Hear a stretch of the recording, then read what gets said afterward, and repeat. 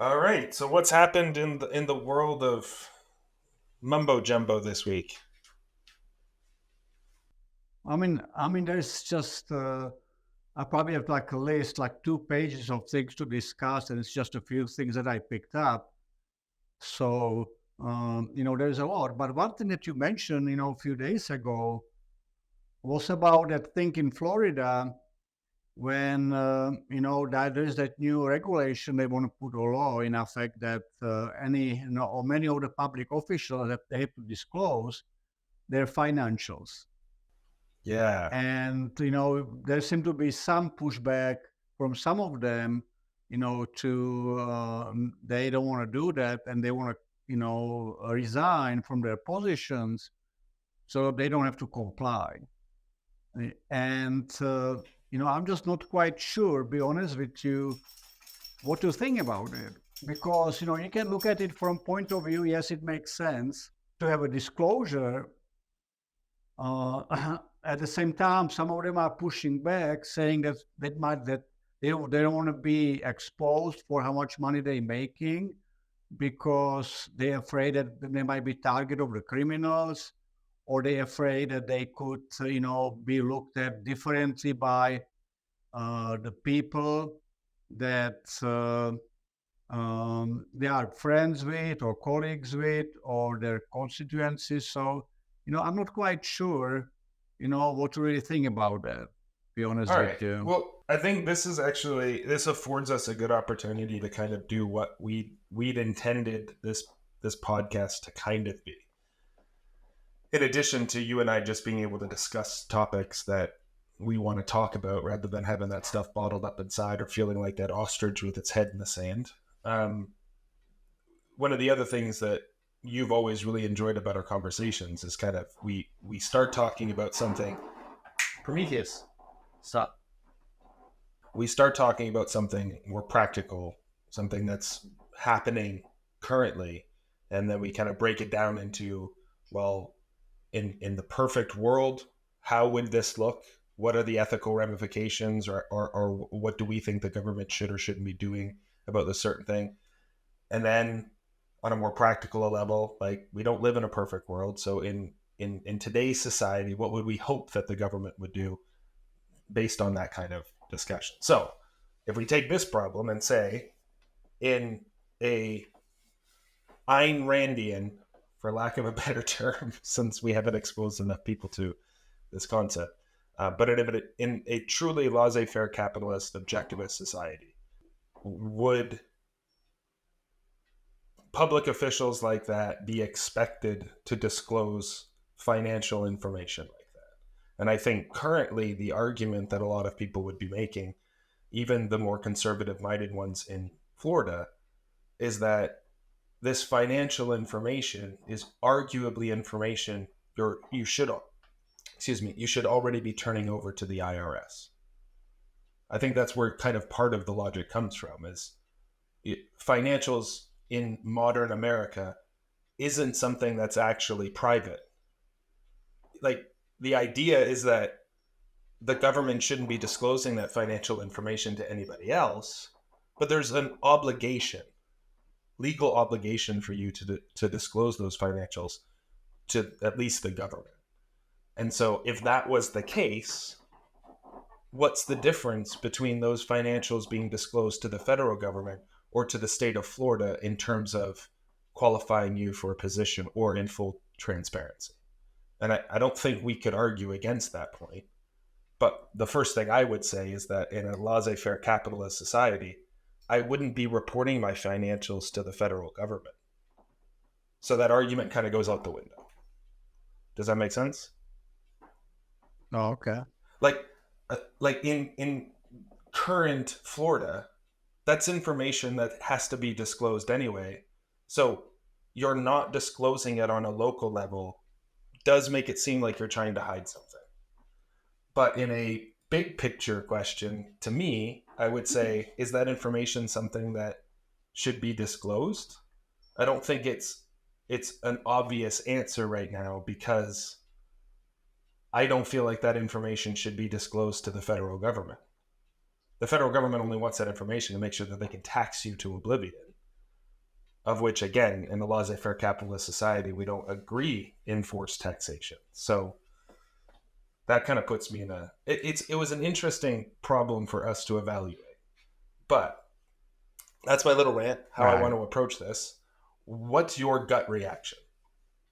Like, what do you think when you hear somebody that's running for a potentially unpaid voluntary position as a city councilor for some municipality in Florida, and they're being asked to disclose their financial information in order to maintain their unpaid position? What's your reaction?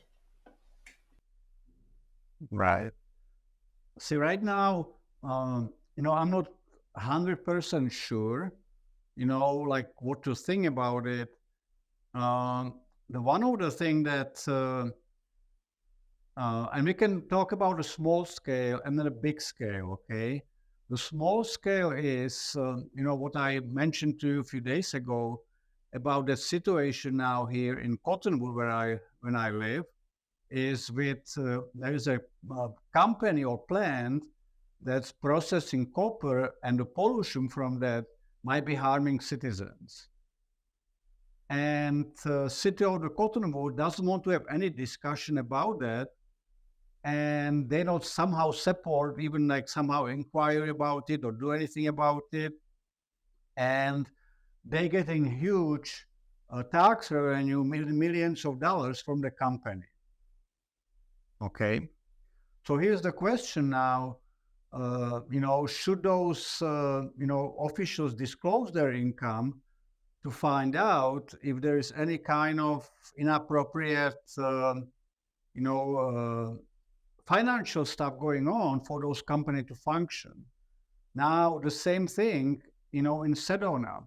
When you think about, there's this huge area. I don't know if you remember when you're walking back in the mountains, and suddenly out of nowhere they start to build the middle of the wilderness, pristine wilderness, those mega mansion houses, and they digging and digging more up in the mountain, higher and higher, and really just developing that whole area. That's like sore eye, in the nature. And you think, how did they get permit to build so far in the nature those awful mansions that totally distorted the environment? Like, how is it even possible? Who approved it? And who financially benefit from it? And there's many things like in Sedona, with the hotels that were built, many other things that happen in Sedona that seems to be, wow, who's benefiting from it? You know what I mean? Yeah. So So I guess disclosing those financials might be a good idea, maybe to see if there is any inappropriate financing going in, even for unpaid position, because the position might be unpaid, but how do you know they're not getting, some type of kickback from those companies? right.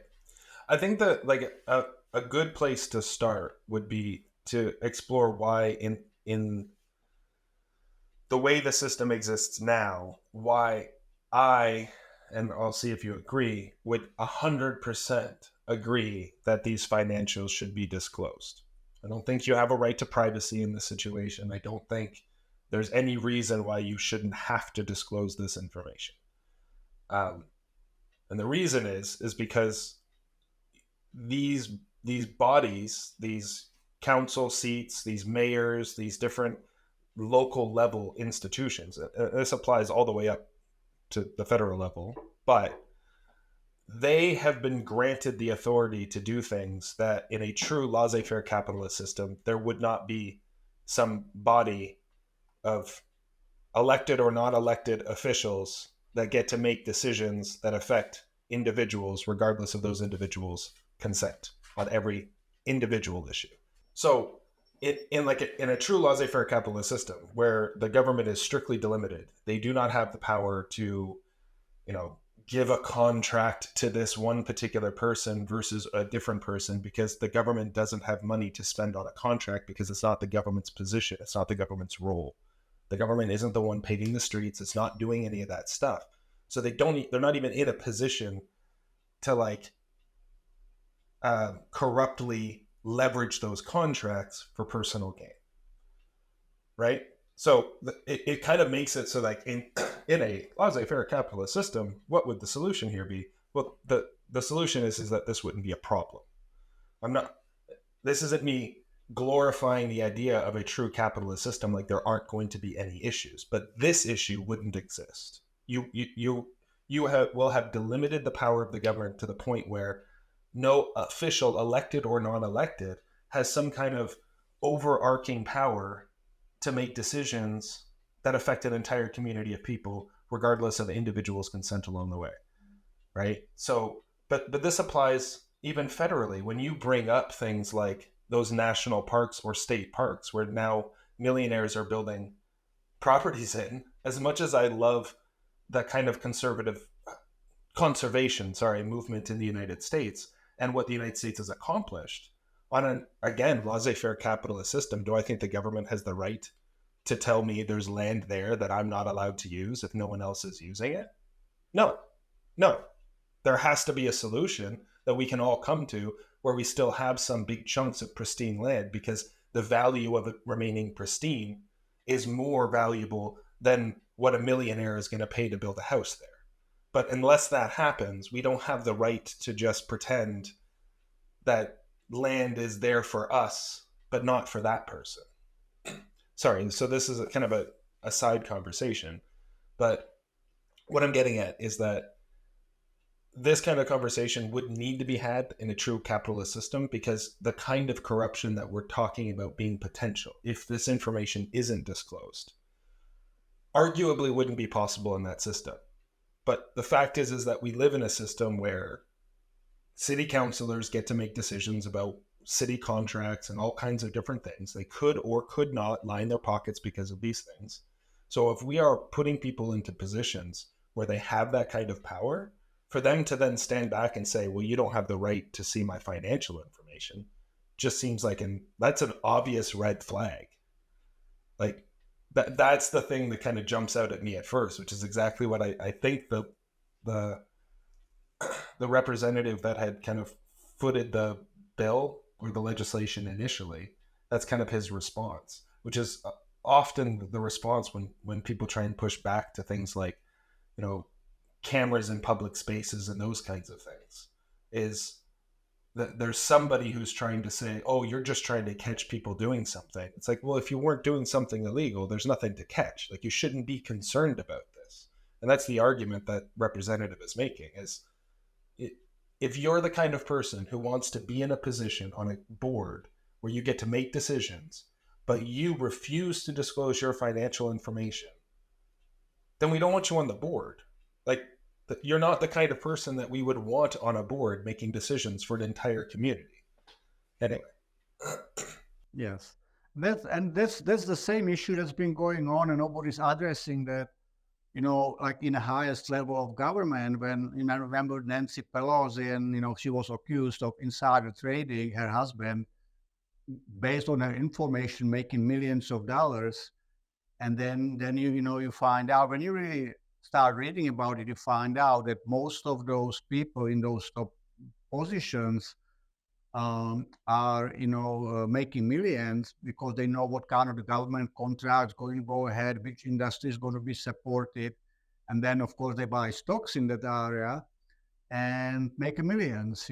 So that's seem to be going on a big scale right now with pretty much all the politicians. I heard about it now many times, and it's the same situation, but nobody seemed to be really addressing that. Like one of the things that was, kind of like I think we already kind of decided, with this topic, but just to kind of, unless there's something more you want to add, when I was listening Vivek just a couple of days ago, he was talking about, in the interview that he did, he was talking about how when he got into politics running, that he knew it would be corrupted. Okay, he knew because he was in a system already operating his corporation, so he knows what he's facing. what he's dealing with. But when he said when he got into politics, he had no idea how massively corrupted the system is. And basically, for him to admit that there is a very little faith for, for us to change it,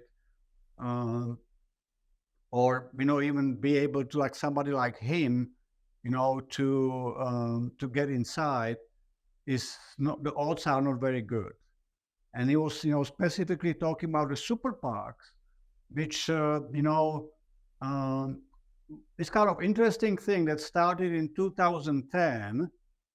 And basically super PACs are kind of independent organization that might be comprised, and very often is comprised, is very rich people that can donate hundreds of millions of dollars to the certain campaign that they choose to come to. They can legally do it, because individually you can only donate something like $3,000 or something to the campaign, but those Yeah. super PACs, they have no limits.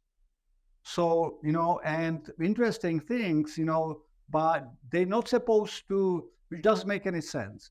It says on one hand they're not supposed to work together with the campaigns of the of the people that run the campaign, but they can meet with them and discuss strategy that would be kind of beneficial for both. So it doesn't make any sense. It's kind of basically allows him to do that.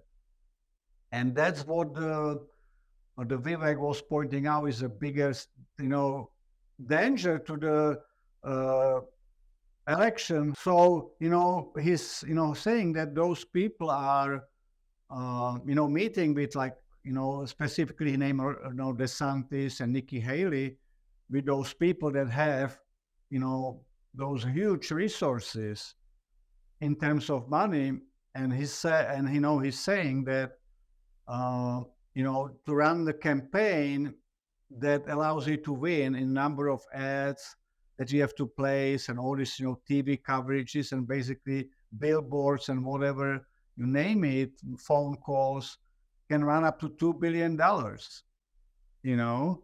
Well, most people unless they have those super PACs behind them, they cannot do it.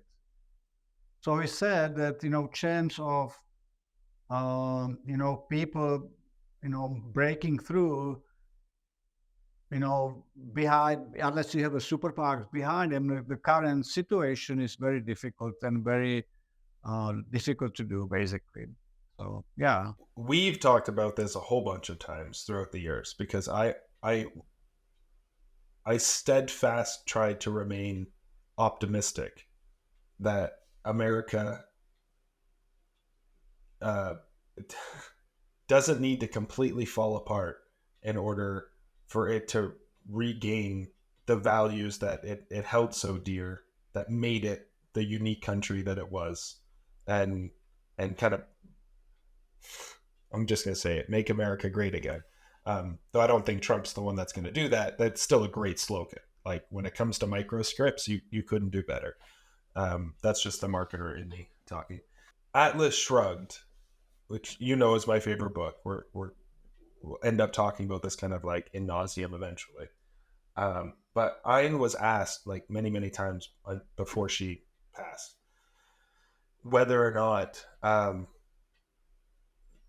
because basically what happened is Ayn did a really, really good job of capturing, in my opinion, did a really good job of capturing the kind of the essentials of some things that are going to happen or will happen within governments or within power structures when people are put into positions where they get to speak for the collective. And it's very eerie how often things that she wrote about in the 30s and the 40s, and she wrote about happening within the government in her fictional book then, and you can kind of look at them, and then you just look at politics in the last 5 years and you go, oh wow, there's like some very weird similarities there. But the weird part is that it's not just the last couple of years. Like it feels relative or relevant to anybody who looks at recent politics. You can kind of see it. but people have been seeing that since she wrote the book. So for years, in with the oil shortages and crisis in the 70s and the government cracking down and making all these rules and regulations and things like that, and people would start kind of going like, oh wow, like the government bureaucrats are just making decisions that they think are going to be beneficial, but they're making all of these long-term negative consequences, just like Ein pointed out in her book. Hey, Ein, did you write this book because you thought it was telling the future? And she would quite often say, like, no, my genuine hope here was not that I Atlas Shrugged was going to be prophetic in some way.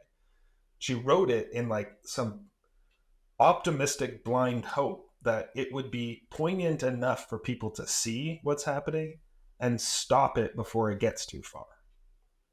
And I've kind of held that hope for years, that like, yes, America is not the perfect laissez-faire capitalist society that I would want it to be.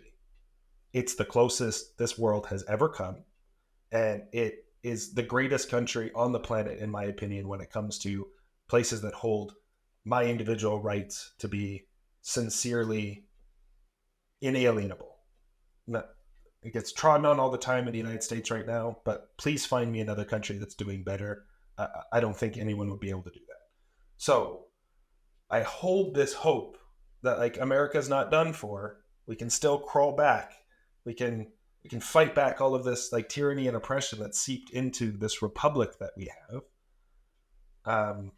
But I'm getting less and less optimistic about that.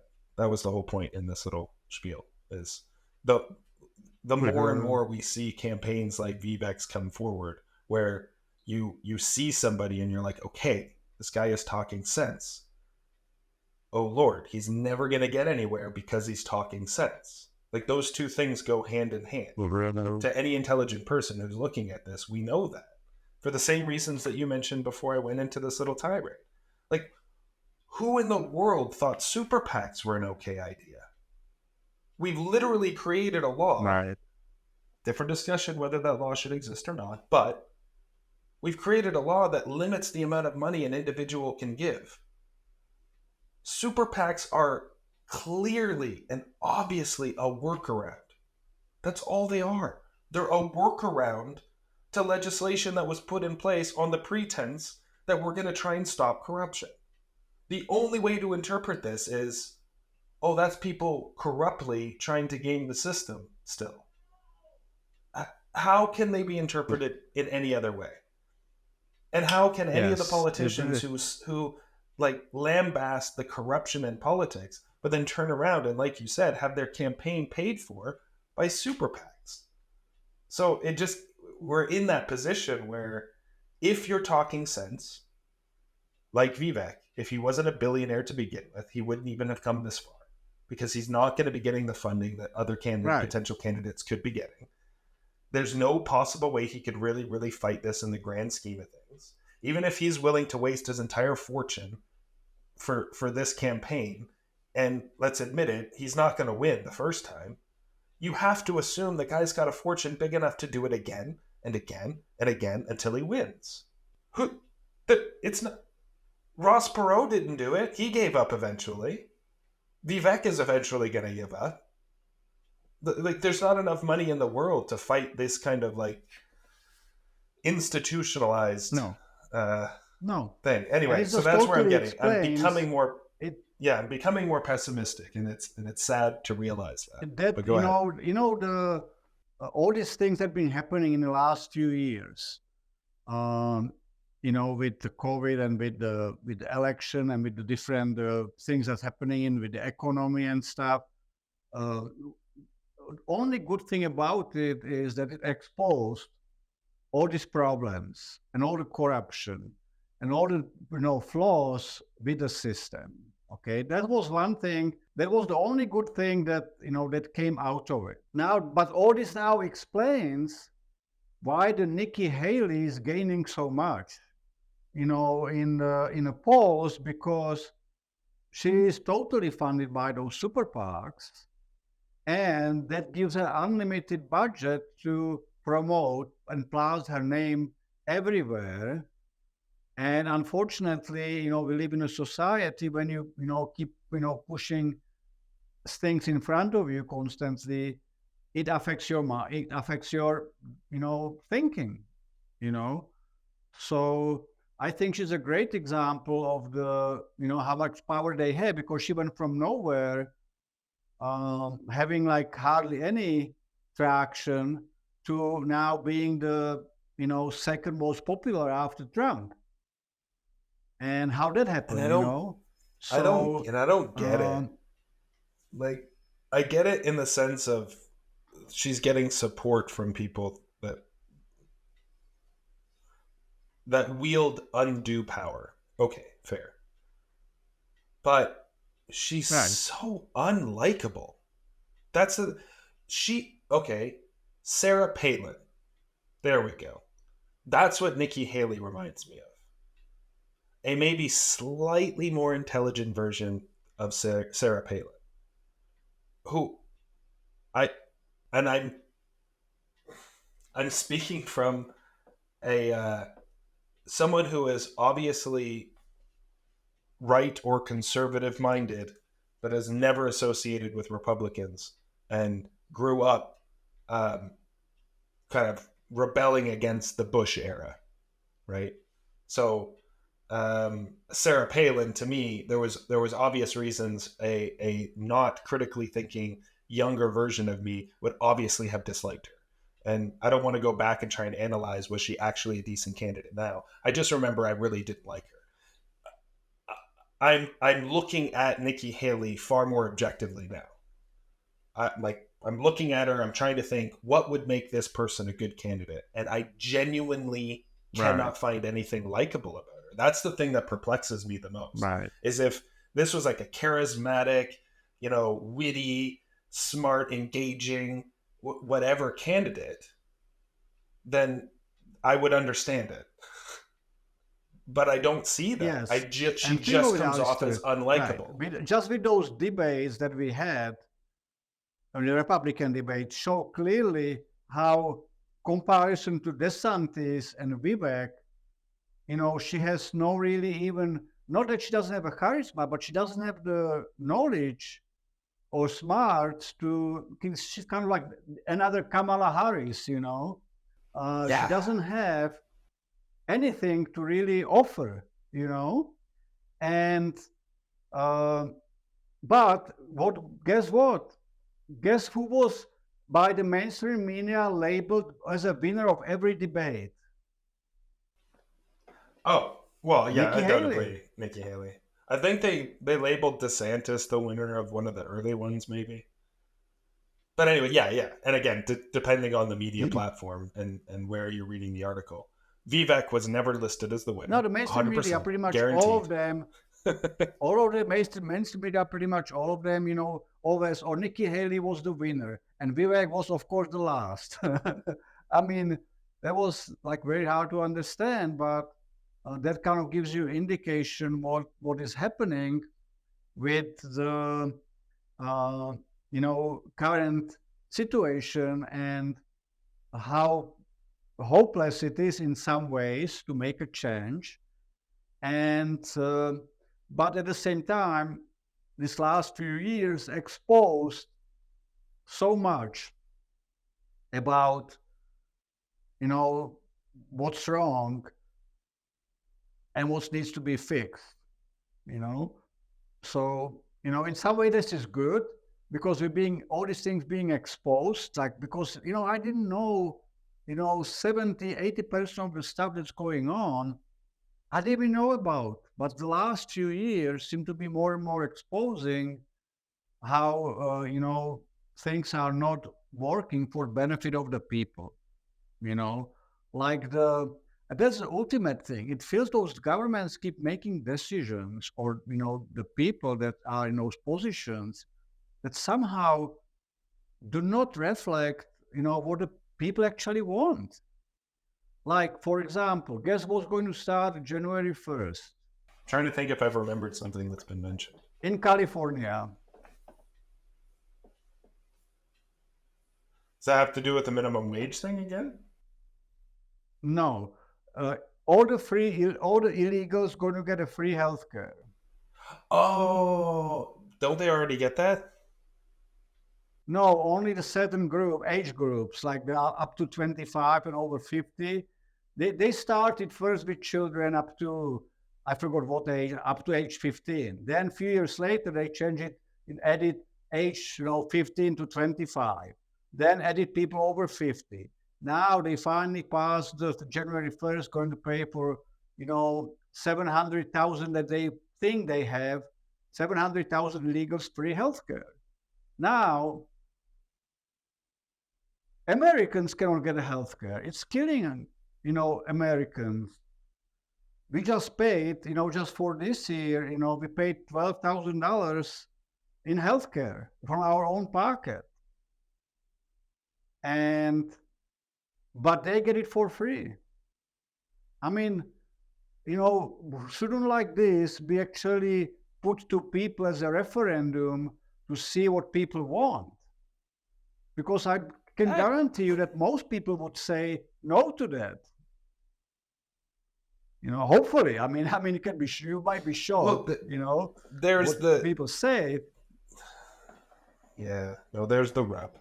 So, if the government is representing people and making decisions like that, should we spend money on healthcare for anybody, citizens or non-citizens? And the assumption is that the government does have the power to do that. That's not the discussion that we're having in the voting box. It's already assumed that the government has the authority to do that. Then, 100%, Peter, I agree with you. Like, why in the world, if you believe that democracy is the rightful power in the world here, then this is the exact same discussion that people can and should be having around why they're trying to remove Trump from the ballot in different states. It's that the same people who are standing around screaming about how important democracy is and how we need to hold democracy on this pedestal and make sure that it is always revered, then scream and cry when you don't do something that's clearly gaming the election, like removing your competitor from the ballot before the public even gets to vote on who they would like the representative to be. Like, democracy is so important as long as people are only voting for the things that we give them permission to vote for. That's not democracy. That seems to be the view that they have. And this is the same thing.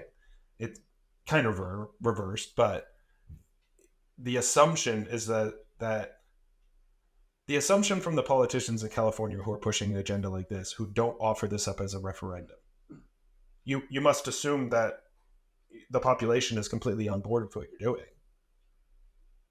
If you don't think more than 51% of the people would agree with what you're doing, then why are you doing it? And if you do believe that more than 51% of people would agree with what you're doing, then why aren't you offering this up as a referendum? I don't know. It's a very good question. Just, I don't think the government should be doing it at all, obviously.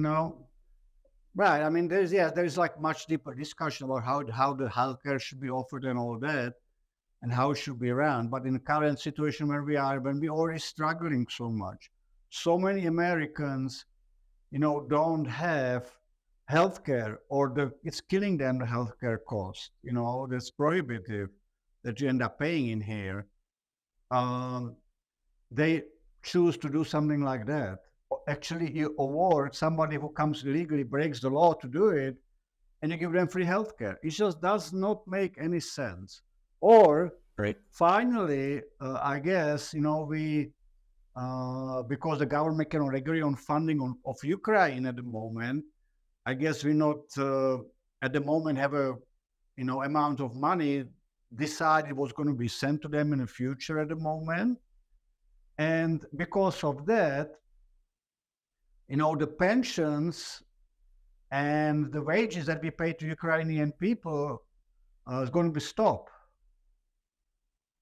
Now, many people don't even know that we're paying pensions and wages of people in Ukraine, the US government.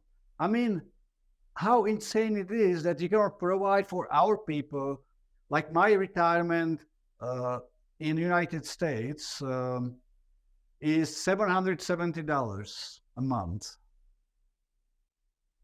Okay, how can you even live on 770? I mean, you could probably even afford a cardboard, for for $770 now in the United States. That's how the cost of living and crazy in here.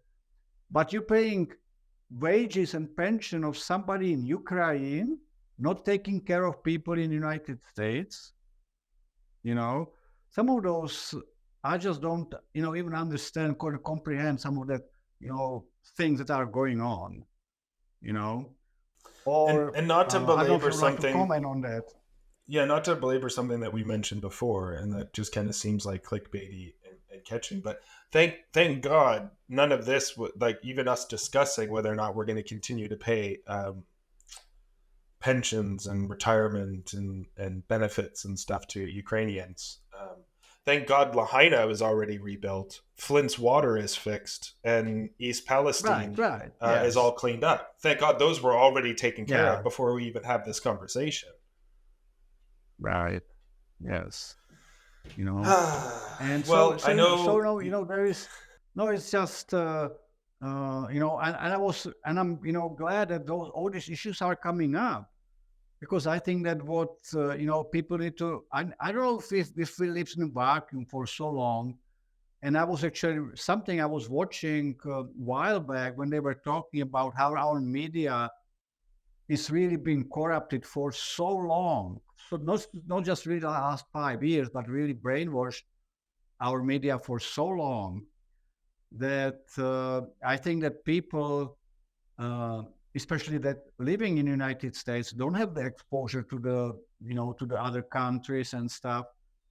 Somehow you lose the perspective, and you don't realize all these things are going on, or how the things, what's happening, and then um, at least in the last while, many of those things are again coming to the surface, and people are start paying attention, which is, I guess, good, because I guess maybe that's the process that we have to go through, unfortunately, to make any changes.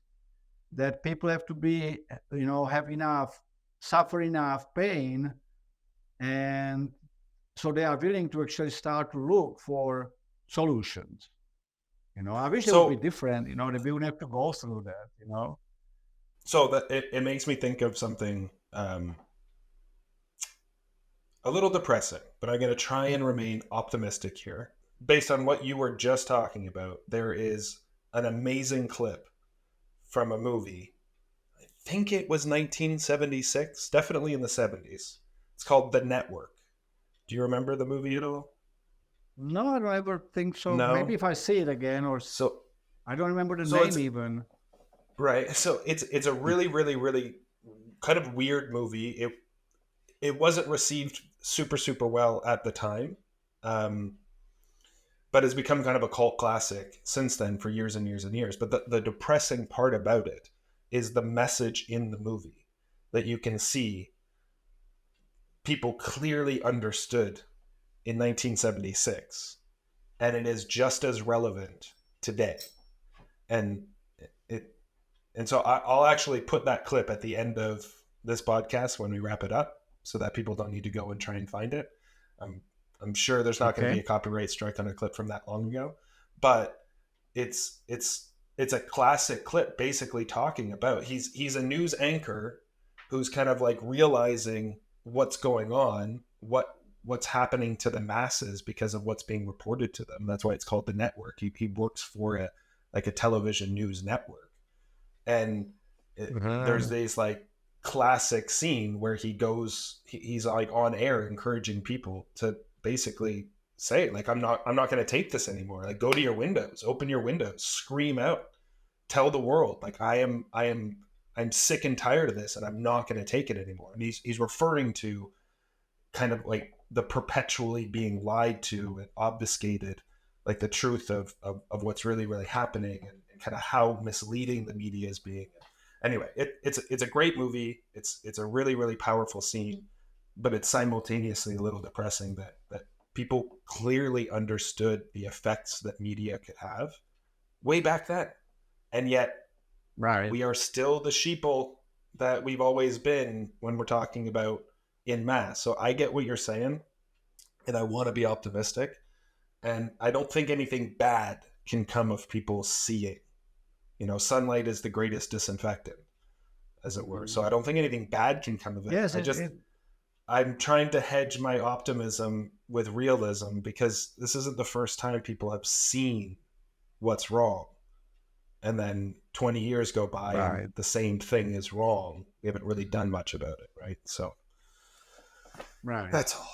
Yeah, I mean, it seemed to be repeating because the younger generation forgets, what the older generation went through, and that's why we have such a Yeah. positive thing that all this media, independent media, and podcasts are rising, and the mainstream media seem to be losing more and more viewership because people start to realize that they will not get you know the the information of what they're looking for from the mainstream media. Unfortunately, Right. Vivek said that the transition that's happening from all that older population that votes, that keeps watching mainstream media, it's not going to change probably for next 10, 20 years until, again, the generations will change around. And the younger generation that's being, watching different media, has a different ideas, Fundamental change actually has to might happen at start to those vote. networks. Fundamental change. Yeah. But if fundamental changes don't happen at those networks that disseminate that information, then you're right. Uh-huh. There's a big chunk of the population that's where they get it. They're going to continue getting it from there. And if they Right. continue being provided curated information like that for the next 20 years, then it's going to be a while before we kind of shrug this off. But I'll just point out again, to be devil's advocate here and just point out the obvious. Podcasting seems revolutionary and like it's going to change the world, and it arguably already is, and I love it. But the same thing was said about Gutenberg's printing press, and Right. in the end, Yes. the Or system that internet. exists figured out how to make use of it, and 100 years went by, and you wouldn't have ever thought that the printing press was a means to free the masses. It was just another tool in the hands of the oppressors, in a sense, right? So, like, I Yes. want to be optimistic. You know We're what? obviously You just using this pointed format. amazing, right? You pointed amazing thing that, I think we already actually talked about it maybe a couple of times in the past, that yes, I mean, you just nailed it. Every time we come up with some invention that should bring freedom to the people in power find a way to somehow control it and turn it to their advantage. Like the internet. Internet was supposed to be free, and people were supposed to able to share the information and all that. And now you see such a tremendous push, especially in Europe. Or we would think China is pretty bad, but Europe is really pushing for all these rules and regulations to limit free speech on the internet, which kind of surprised me, really surprised me. And just as like a point, just for the sake of clarity, I think it's also important to kind of mention that it's easy for us to phrase it as the people in power then figure out how to use this new system to their advantage. But it's not necessarily as black and white as that. Like, uh, I think it's worth pointing out that quite often these advents in technology also facilitate shifts in and drastic swings in who controls and who is in power. But the end result ends up being that either the establishment learns how to make use of this system, or a subverter comes in and sees how they can use this system to put themselves in that place of power.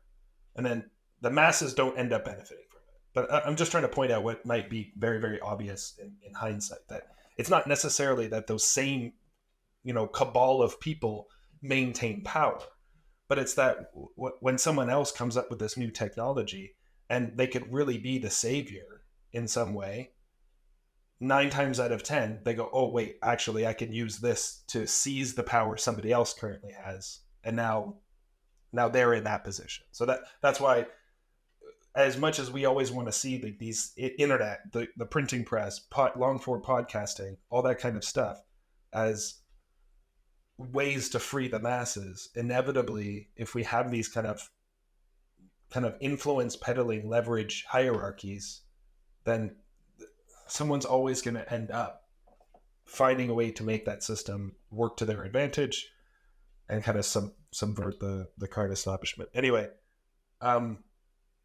lots of rants in this one, at least on my part. So I got to try and contain that in future podcasts, because I would realize there was a couple of times where I probably talked for like 10 minutes straight. I don't think people really want to hear that. So I'll get better. But was there any like final thoughts that you had, Peter? Oh, I think that's, I think becoming more and more clear that, you have to take a time to bring those issues up and discuss them, to kind of, look at it from different angles, just to kind of realize, yeah, many of them don't have easy solution, or immediate solution, but we can, the more you talk about it, I think the common sense might prevail somehow, and people will see some of those solutions. But more than anything, they will see the people that offering solutions right now are not offering what we need. I think that's kind of what I like about what's happening with podcast industry and with some of those small networks or people, that suddenly becomes very obvious that the people that are currently making decisions are not making the best decisions. And I think that's very important, to have, and I'm hoping we're going to have that freedom, because one of the things that's interesting that happened, that just recently, I don't know if just like a week or something, there was a new emergency act that President Biden signed in effect. It relates to Ukraine, but what interesting thing about it is there is pages and pages and pages of things that comes with it, that they could easily, because of it's again, we have emergency act signed into power, that he could just like that shut all the podcasts if he wanted to. Oh, really? You know what I mean? Yes. Oh, I have to look into it was this. scary. Yeah, it was. I was watching it on Redacted when they were talking about it. It's like pages and pages of emergency act gives them the right to do, and one of them could be, if there's anybody that talks about against supporting Ukraine, could be just shut down just like that. So it's scary to see that some person can just sound emergency power into thing that could has such a wide repercussion on the people. It's scary. Honestly, Allister, I was like, whoa, that's not, how is it even possible that something like this could happen? So we seem to be like being perpetually now in some kind of emergency state, which give government awful powers to do things that they should not really have a right to do. All right. Well, so I think it goes without saying that you and I on this podcast do not support you. Well, with that, I think that was another great episode. Pretty good discussion. Like I said, I ranted a little bit more than I'd want to, but Prometheus got some good sleep. We had a good conversation, and we'll catch everybody on the next episode of the Simple Jargon podcast. And stay tuned for that clip from the network, because I'll definitely put that in. Any parting words, Peter? No. Just see you next time. So we're going to do a little trick here just to make sure that Google knows this is fair use, and I'm going to watch it with you. So it's about 3 minutes, 4 minutes. It's a great scene. I strongly encourage everyone to go and watch the entire movie, but I really, really think this does a great job of kind of, when we watch it, just pretend that this doesn't take place in 1976. It's just a studio with a very low budget and it's got some really old equipment. But otherwise, this is 2024. I don't have to tell you things are bad. Everybody knows things are bad. It's a depression. Everybody's out of work or scared of losing their job. The dollar buys a nickel's worth.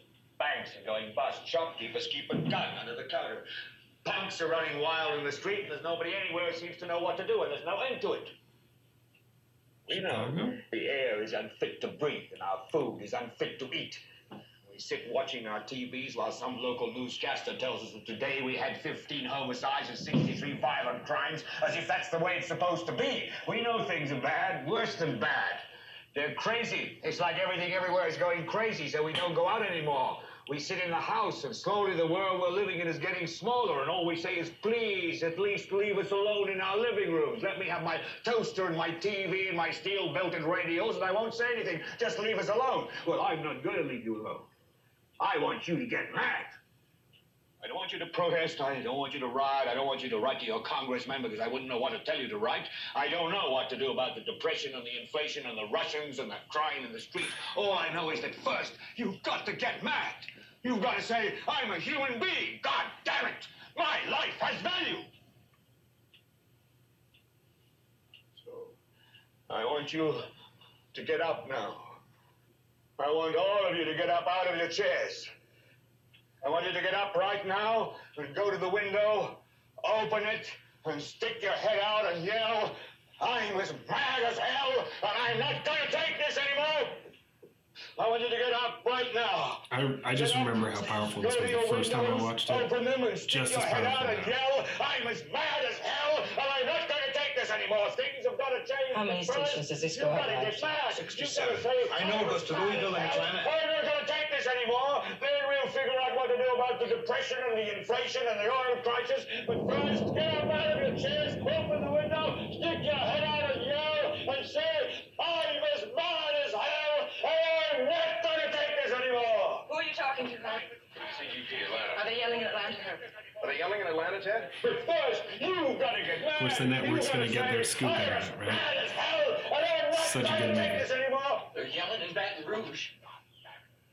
Get up, get up, get up out of your... Son of a bitch! We struck the mother lode! Stick your head out of the window, open it, and stick your head out and keep yelling and yell, I'm as mad as hell, I'm not going to take this anymore. Just get up from your chairs right now. Go to Where the you window. going? I don't wanna see if anybody's Just go to the yelling. window, open it, and stick your head out and yell and keep yelling.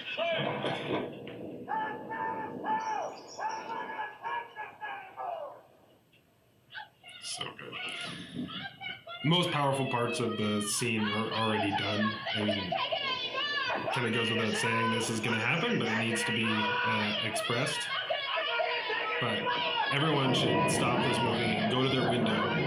But before they do that, find this movie, The Network from 1976, and watch it.